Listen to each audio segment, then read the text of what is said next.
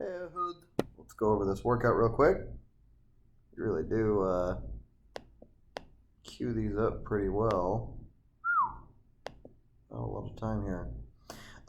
Next time you're editing these videos, let me see the setup and unrack and all that. I would be very appreciative. So let's look at a couple things. We're going to be looking at the feet here and the knees and hips, right? Knees and hips breaking at the same time.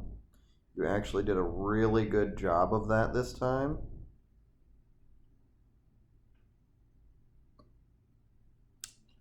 Cool. Watch these. Boop. Cool.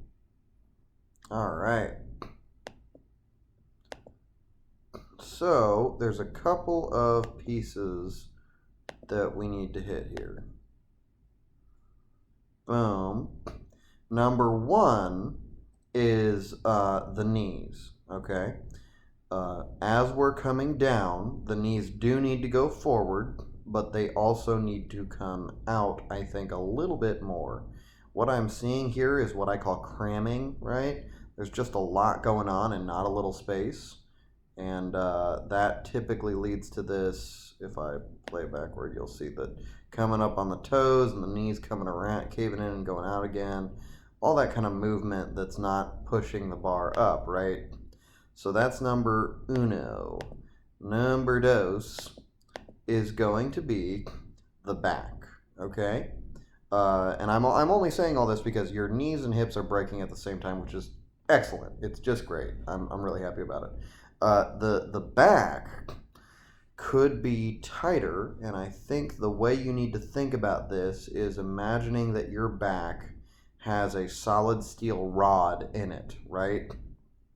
So yes, you're bending at the hips, but this segment right here is a solid steel rod, and there is nothing that changes in it. It needs to be straight as an arrow.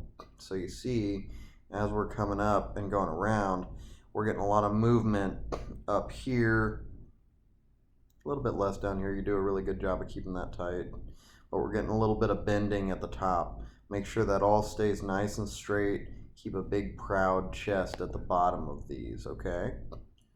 So that's that, and I think that will make these feel a lot better. Spread those knees out, keep a proud chest at the bottom of these squats, and make sure your back is a solid steel rod. Now with these deadlifts, I was very happy. Very happy. Cool. These look pretty darn nice. Especially that one. Let's look at the difference between these first two reps. So you're going to see the bar swings back here on the first rep, right? That's typically because it has rolled forward, and as the knees extend, it's able to come back over midfoot. Now watch this second rep. You do a much better job of setting your hips, keeping them up. The bar does still come back a little bit, but not a whole lot, okay? That's what we want. Your hips are going to be right there, knees are right there in the elbows, all that business is going on. These are really darn good.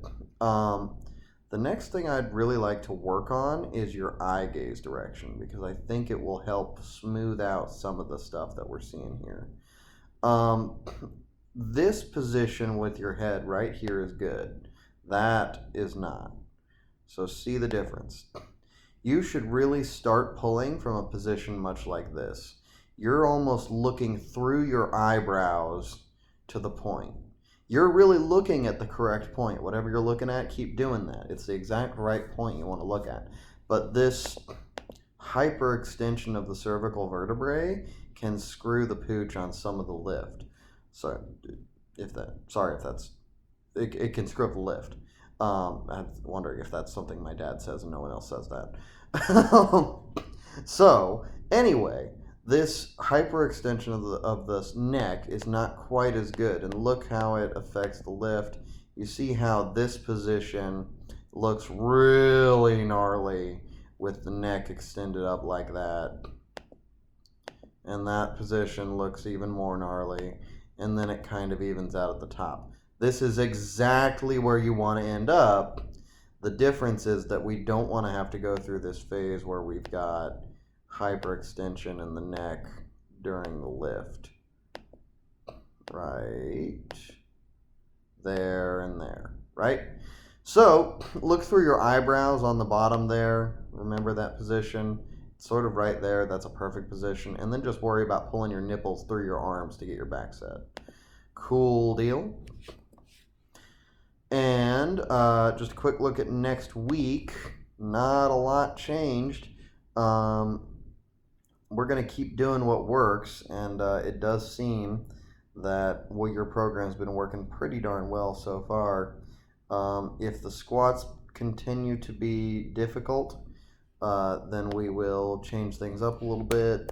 If we're consistently like missing depth and stuff like that.